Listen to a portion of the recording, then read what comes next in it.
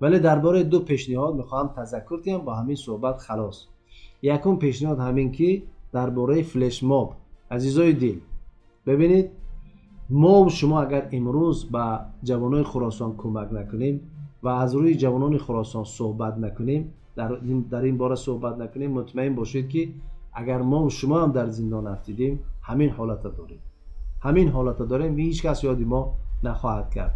مسئولیت داریم که حداقل درباره اون برادرها فکر کنیم و یک کار انجام دهیم. حالا اون کار عاقبتش چی میشه نمیشه خدا بهتر میدونه، ولی در اون باره باید ما صحبت کنیم. تصمیمی که ما گرفتیم یعنی گذراندن فلش ماب و همون فوتبالی که برای زید سعید کرده بودیم همونا برای برادرای خراسان انجام دهیم. ما از شما به نزدیکی دعوت میکنیم، خواهش میکنیم که بیایید به استادیوم پیچرنی که در اونجا فوتبال میگذاریم و با هم صحبت خواهیم کرد.